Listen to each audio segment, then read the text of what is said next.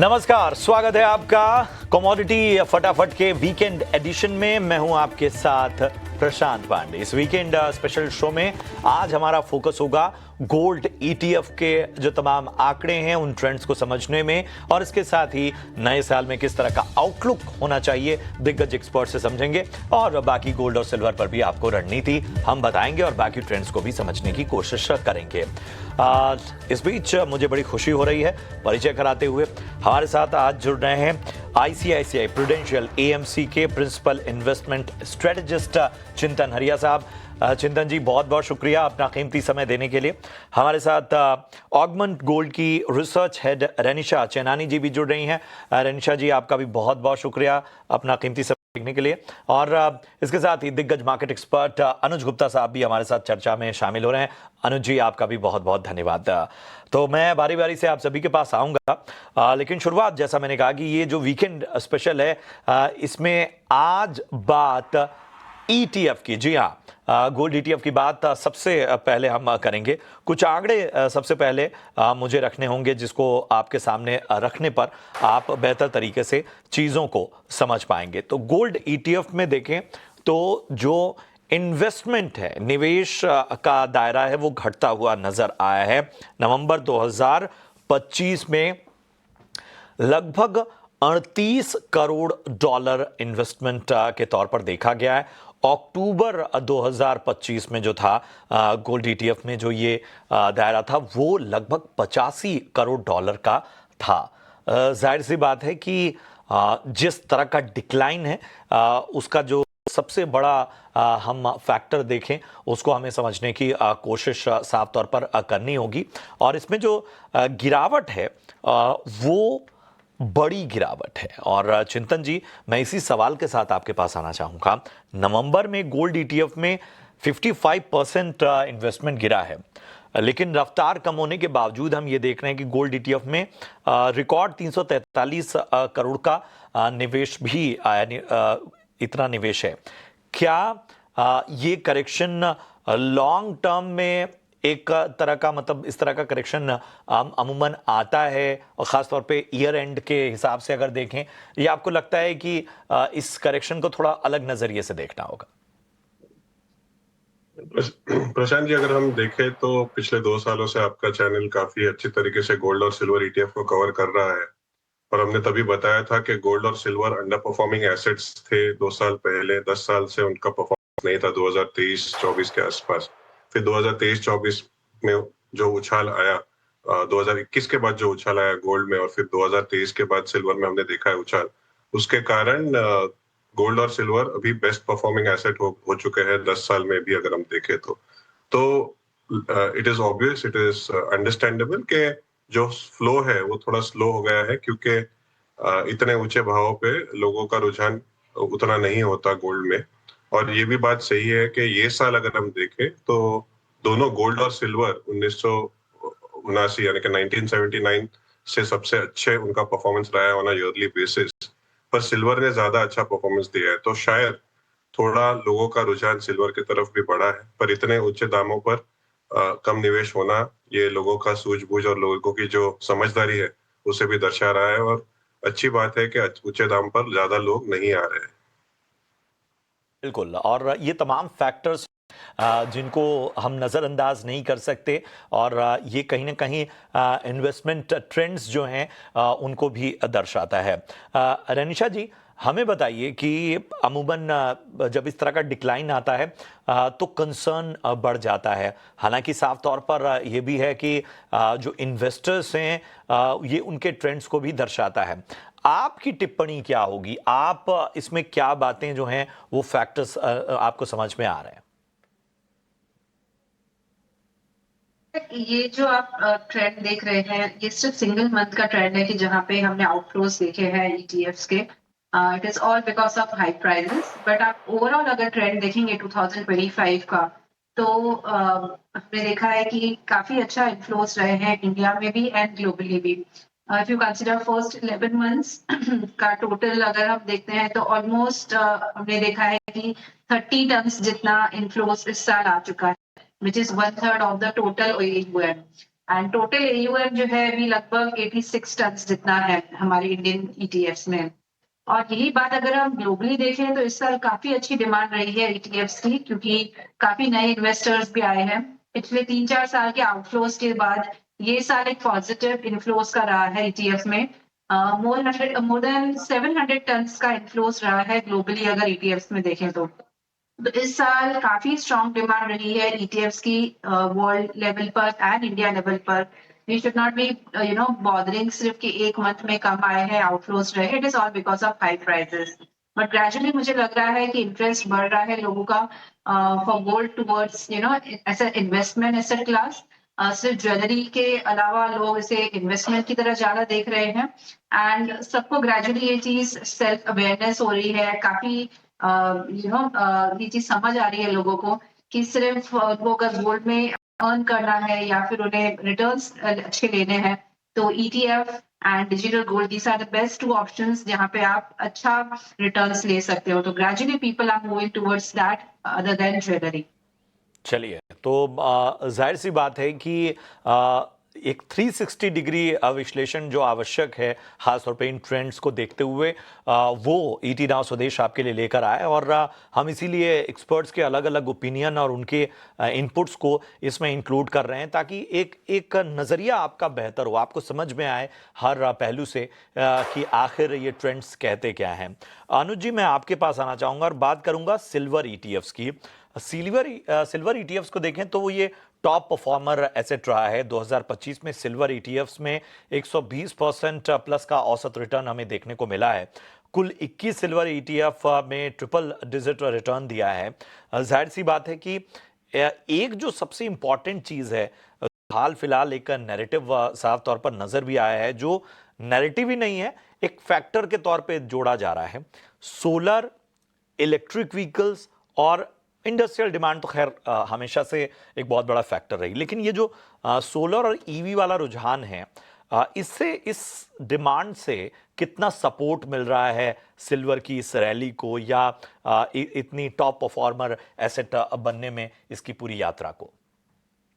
देखिए, सबसे इम्पोर्टेंट क्या है कि जब से सिल्वर को क्रिटिकल मेटल्स में ऐड किया गया है, तब से इसका जो कलर है वो बहुत ब्राइट हो गया, और हमने देखा है कि सिल्वर ने सभी मेटल को अब बीट किया है। ऑलमोस्ट 135% के रिटर्न सिल्वर ने दिए हैं। वहीं हमने देखा है कि कहीं ना कहीं उसके बाद सिल्वर में जो ETF की डिमांड आती हुई दिखाई दी। हमने दिवाली के टाइम पे देखा था, बहुत बड़ी डिमांड ETF की थी, जहां पर कुछ ETFs ने अपनी खरीदारी भी रोक दी थी, क्योंकि फिजिकल में बहुत जो शॉर्टेज था वो क्रिएट होता हुआ दिखाई दिया था। नो डाउट कि जो सिल्वर है यहाँ पर कहीं ना कहीं अभी अगर आप देखेंगे तो एक डिमांड डेफिसिट में चलता हुआ दिख रहा है। डिमांड बढ़ती हुई दिख रही है, सप्लाई यहाँ पर डेफिसिट है। तो उसका इंपॉर्टेंट क्या है कि कहीं ना कहीं डिमांड बढ़ती हुई दिख रही है, सप्लाई नहीं आ पा रही है, जिसकी वजह से हमने दिवाली के टाइम पे बहुत बड़ा एक अपसाइड मोमेंटम सिल्वर में आते हुए देखा था। तो लग रहा है कि जो ट्रेंड बना है सिल्वर के अंदर वो टोटली डिमांड सप्लाई का मिसमैच है। अगर आप डेटा भी देखेंगे तो पिछले 10 सालों में सप्लाई यहाँ पर घटी है, मगर जो डिमांड है वो 15 से 20% इंक्रीज हुई, जिसमें सबसे ज्यादा डिमांड आपकी इंडस्ट्रियल एक्टिविटी में बढ़ती हुई दिखाई दी है। तो मुझे लगता है कि इंडस्ट्रियल एक्टिविटी में जो डिमांड बढ़ी है, प्लस क्रिटिकल मेटल्स में इसको ऐड किया गया, तो उसकी वजह से काफी सपोर्ट चांदी के भावों को मिला है, जिसकी वजह से हमने चांदी ही नहीं, अगर आप बाकी मेटल को भी देखेंगे, इवन कॉपर ने भी अपना लाइफ टाइम हाई टेस्ट किया है। तो इट मीन कि कहीं ना कहीं जो इंडस्ट्रियल एक्टिविटी है वो सभी मेटल्स में देखने को मिली है, जिसकी वजह से हमने सिल्वर को भी सपोर्ट आता हुआ दिखा है। चलिए, तो जाहिर सी बात है कि कहीं ना कहीं वो डिमांड और सप्लाई का जो गणित है वो भी बहुत मायने रखता है। और जिस तरह से अनुज बता भी रहे हैं कि जिस तरह से एक तरह से दायरा बड़ा है सिल्वर का अलग अलग क्षेत्रों में, उसने बहुत बड़े फैक्टर का काम किया है। चिंतन, हमें ये बताइए कि इतने हाई प्राइसेस, ऊपर से हमें ये भी नहीं भूलना होगा कि ख़ासतौर पे गोल्ड और सिल्वर को जो जियोपॉलिटिकल मूव्स हैं वो बहुत बड़ा फैक्टर अदा करते हैं, बहुत सारी उनकी बड़ी भूमिका होती है, और हमें बार बार वेस्ट की ओर निगाह भी करना पड़ता है अगर कुछ होता है। आपको लगता है कि इन सारे उतार चढ़ाव के बीच, हाई प्राइसेस के बीच, अभी भी गोल्ड सिल्वर जो ETFs हैं वो अट्रैक्टिव बने रहेंगे, खासतौर पे 2026 वाले साल में?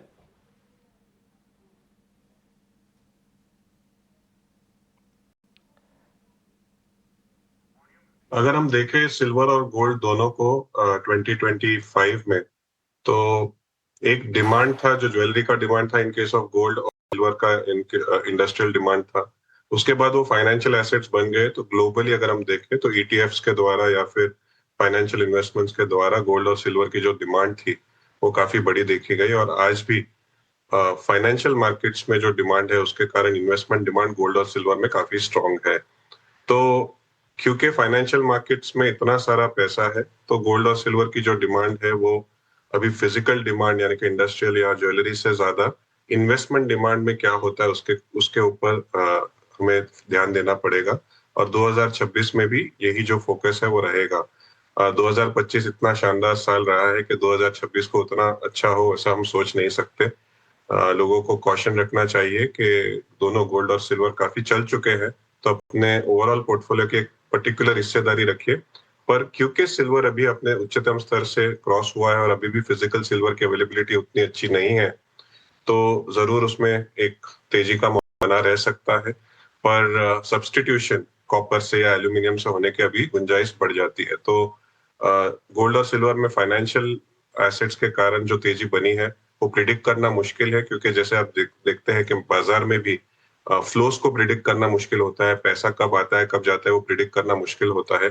तो अगर लोगों का रुझान किसी और एसेट क्लास की तरफ बढ़ा तो सिल्वर और गोल्ड की तरफ कम होकर हम देखेंगे कि शायद वहां पर थोड़ी मंदी का दौर आ सकता है। पर पहले 2-3 महीने में तो ऐसा नहीं दिख रहा है। पहले 2-3 महीने में गोल्ड और सिल्वर दोनों का जो ट्रेंड है वो पॉजिटिव ही लग रहा है। शुरुआती दौर में नहीं नजर आएगा, लेकिन जाहिर सी बात है कि जिस तरह की रैली आपने 2025 में देखी वैसी रैली की 2026 में उम्मीद करना इसलिए भी बेमानी होगी क्योंकि आप जानते हैं कि एक बड़ा रनअप अगर आ जाता है तो उसी तरह का बीच बीच में करेक्शन या थोड़ा बहुत वोलेटाइल नेचर भी आपको देखने को मिलेगा। लेकिन ओवरऑल जो है वो पॉजिटिव नजरिया ही साफ तौर पर एक्सपर्ट का नजर आ रहा है। रनीशा जी, हमें ये बताइए कि 2026 की अगर आउटलुक की बात करें तो आपको कौन कौन से फैक्टर अफेक्ट करते हुए नजर आएंगे? खासतौर पे जब मैं बहुत बेसिक फैक्टर्स की बात करता हूँ वो करेंसी मूव्स हैं, जियोपॉलिटिकल जो टेंशन्स हैं वो तो अलग तरीके से काम करती हैं, इंटरेस्ट रेट्स सबसे बड़ा ट्रिगर होते हैं, कमेंट्रीज बड़ा ट्रिगर होती हैं। तो 2026 में क्या चीज़ें ज़्यादा प्ले आउट होती नजर आएंगी? इस साल जो रैली आई थी this was because of 4-5 factors. One was कि टैरिफ की अनसर्टेनिटी थी, सेकंड था जियोपॉलिटिकल अनसर्टेनिटी। ये दोनों फैक्टर्स मार्केट में से चले गए हैं। ऑलमोस्ट अभी सर्टेन चीजें पता चल गई है हमें टैरिफ्स के बारे में, एंड जियोपॉलिटिकल टेंशंस भी कम हो चुके हैं। दूसरा था कि फेड का इंटरेस्ट रेट्स कितने कम होंगे, वो 3 रेट कट्स आ चुके हैं इस साल। This was again an uncertainty. ये अनसर्टेनिटी नेक्स्ट ईयर भी कंटिन्यू रहेगी बिकॉज कहा है कि वो एक ही बार रेट कट करेंगे, बट फेड ने कहा है कि वो एक ही बार रेट कट करेंगे। बट अगर नए चेयरमैन आते हैं फेड के जो फेब से आ सकते हैं, कहा जा रहा है कि वो ज्यादा रेट कट्स कर सकते हैं। दूसरा, मार्केट में करेंसी के लिए भी काफी वॉलेटिलिटी रह सकती है। अगर इंडियन प्राइसेस में हम देखें तो this is the one of the most important factor. इस साल इंटरनेशनली प्राइसेस अराउंड 65% बढ़ी है, बट इंडिया में इट इज अराउंड 75%। 10% का जो गेन है it is all because of USD INR depreciation. तो अगर और डिप्रिशिएट होता है रुपी तो this could be one of the factor. और सबसे बड़ा फैक्टर जो 2026 में प्ले आउट हो सकता है वो है यूएस का फिस्कल डेट, जो कंटिन्यूसली काफी बढ़ रहा है या नेक्स्ट आगे चल के भी बढ़ सकता है। एंड इसकी वजह से जो ग्रोथ कंसर्न्स आएंगे, स्टैग्फ्लेशन हो सकता है, रिसेशन आ सकता है, कुछ भी हो सकता है अगर ये कंसर्न्स बढ़े रहे तो दिस आर द फैक्टर्स जो आगे चल के प्ले आउट करेंगे। एंड मुझे लगता है अनसर्टेनिटी का माहौल बना रहेगा, रेट कट्स होते रहेंगे, और जैसे मैंने बताया कि डेट लेवल ज्यादा है तो ग्रोथ पे कंसर्न्स आएंगे। अगर यूएस में ग्रोथ कंसर्न्स आते हैं तो it would impact the entire world. तो इसकी वजह से हम देखेंगे कि शायद वो भी एक सेफ हेवन ट्रिगर बने गोल्ड एंड सिल्वर के लिए। तो मुझे लगता है बुलिश आउटलुक अभी भी कंटिन्यू रहेगा दोनों में, गोल्ड एंड सिल्वर दोनों में। एक पॉजिटिव मोमेंटम दोनों में कंटिन्यू रह सकता है। थोड़े बहुत जो हैं वो रोड ब्लॉक्स तो अमूमन नज़र आते ही हैं। चलिए, इन सब के बीच में मुझे यहाँ पर एक छोटे से ब्रेक के लिए रुकना होगा। ब्रेक के उस पार भी इस चर्चा को आगे बढ़ाएंगे।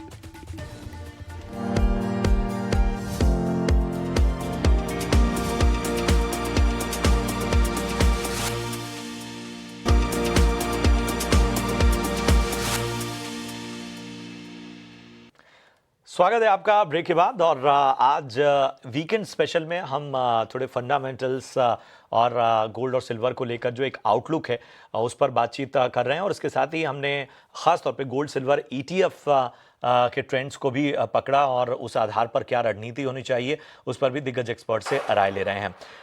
अनुज, मैं आपके पास आना चाहूँगा। अगर हम फर्स्ट क्वार्टर देखें, मतलब खासतौर पे मार्च तक का एक नज़रिया लेना चाहें गोल्ड और सिल्वर में, तो आपका नज़रिया क्या सामने आ रहा है और किन लेवल्स तक, मतलब आप गोल्ड और सिल्वर को इन अगले 3 महीनों में जाते हुए देख रहे हैं? कि हम बजटिंग देखते हैं तो भारत का भी बजट आना है, हो सकता है कुछ अनाउंसमेंट्स हों वहां पर। प्लस अगर आप देखेंगे तो यूएस के अंदर भी बजट बनता है, तो कहीं ना कहीं सभी इकोनॉमीज अपने बजट को लेकर काम करती है। तो मुझे लगता है कि वहां पर थोड़ा सा आपको स्टेबलाइज गोल्ड सिल्वर देखने को मिल सकते हैं। मगर जिस तरीके से एक अनसर्टेनिटी का माहौल है, जिस तरीके से जो इन्वेस्टमेंट डिमांड हम देख रहे हैं, हमें लगता है कि पहला क्वार्टर भी जो है वो पॉजिटिविटी के साथ रहेगा।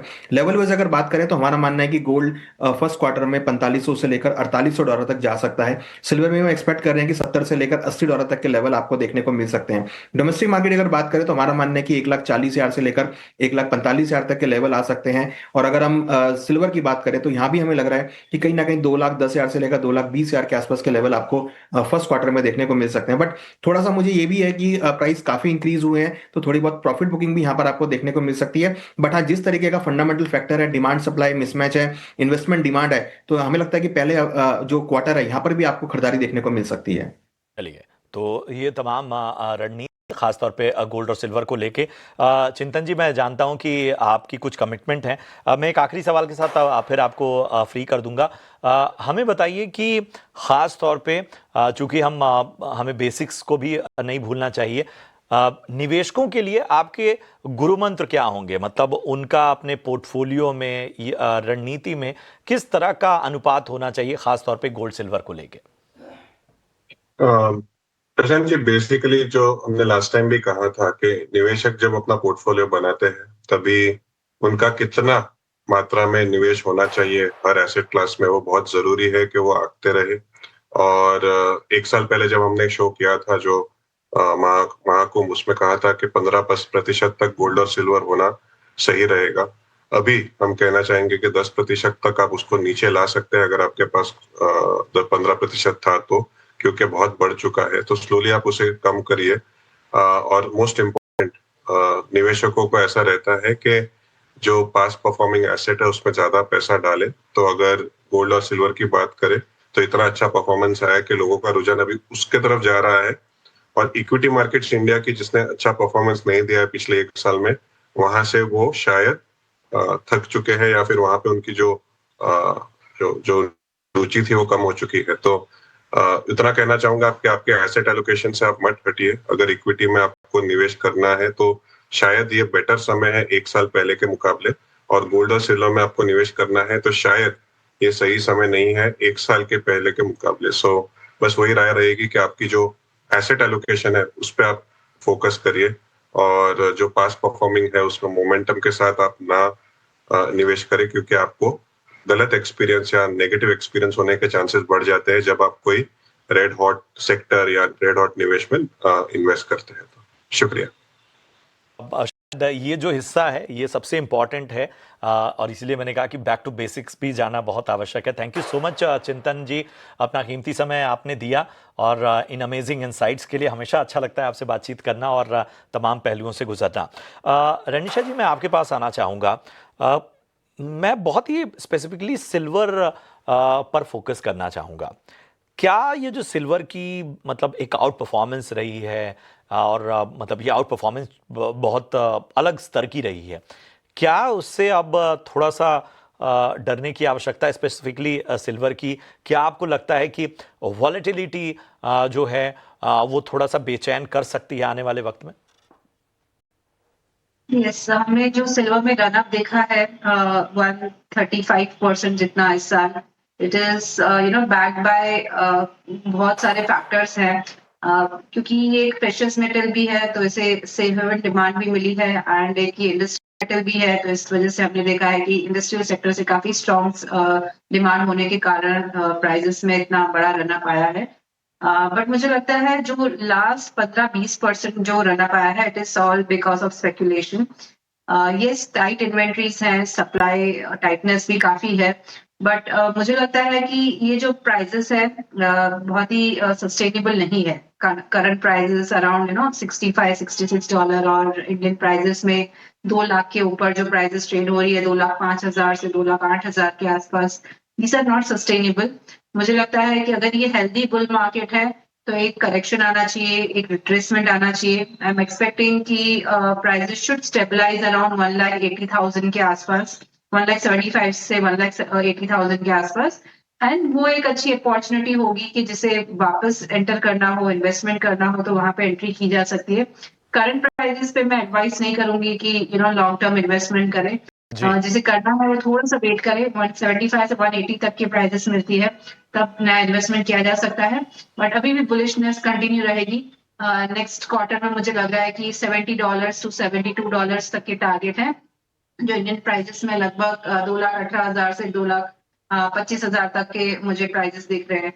सो बाय ऑन डिप्स का मेरा व्यू है। चलिए, बहुत ही अहम और इम्पॉर्टेंट रणनीति जो है वो खासतौर पे सिल्वर पे आपको मिलती हुई। अनुज जी, बहुत सारे नए लोग जो थे, खासतौर पे नए इन्वेस्टर्स, उन्होंने सिल्वर की जो रैली थी या गोल्ड की जो रैली थी उस तेजी के ट्रेंड की सवारी की, और उसके बाद जो बीच का करेक्शन था उसमें उनको घबराहट भी हुई। हालांकि अब मैं ये मान के चल रहा हूं जिन्होंने थोड़े ऊपरी स्तरों पर भी लिया है उन्होंने भी मुनाफा तो बना ही लिया होगा। तो ऐसे में जिन्होंने ऊपरी स्तर पर लिया था और गोल्ड और सिल्वर में अब मुनाफे पे बैठे हुए हैं, उनके लिए क्या नीति होनी चाहिए? देखिए, मेरे हिसाब से तो प्रॉफिट को एंजॉय करना चाहिए, प्रॉफिट बुक करना चाहिए, क्योंकि देखिए जितना भाव बढ़ा है उतनी वॉलिटिटी भी यहाँ पर बढ़ गई है। पहले हम देखते थे कि 1,000 रुपए का वॉलिटिटी होता था, आज अगर आप देखेंगे तो 3 से 4,000 की वॉलिटिटी अप्स एंड डाउन एक दिन में होती है। तो बेटर है कि अगर आप प्रॉफिट में है तो प्रॉफिट बुक करें, आपको डिप्स मिलेंगे वहां पर अगेन खरीदारी करने के लिए, क्योंकि देखिए गोल्ड सिल्वर रोज का ट्रेडिंग होता है, यहाँ पर कोई भी डिप मिलता है वहां आप अगेन ऐड कर सकते हैं। बट जो प्रॉफिट आपको अभी मिल रहा है मुझे लगता है कि उसको एंजॉय करना चाहिए, और गिरावट पे, हर गिरावट पर आपको एक्यूमुलेट करना भी चाहिए। चलिए, तो ये दिग्गज गुरु मंत्र हमारे तमाम एक्सपर्ट्स की ओर से, और बहुत आवश्यक है कि आप सही वक्त पे प्रॉफिट भी बुक करें, और बीच वाला जो दौर था उसमें शायद बहुत से लोगों को ये बात समझ में आई होगी। बहुत बहुत शुक्रिया करेंगे अनुज जी, बहुत बहुत धन्यवाद रेनिशा जी, अमेजिंग इनसाइट्स। अच्छा लगा आप सभी के तमाम वैलिड पॉइंट्स को सुनकर। उम्मीद करते हैं कि जिन लोगों ने भी ये शो देखा होगा उनके काम आए। कोई चीज़ मिस हो गई है तो ये पूरा का पूरा शो डिजिटल वर्ल्ड यानी यूट्यूब और बाकी प्लेटफॉर्म पे जाएगा, आप वहां से रिविजिट कर सकते हैं। चलिए, इसी के साथ आज कमोडिटी फटाफट के वीकेंड स्पेशल में इतना ही। दीजिए इजाजत, आप देखते रहिए ईटी नाउ स्वदेश। नमस्कार।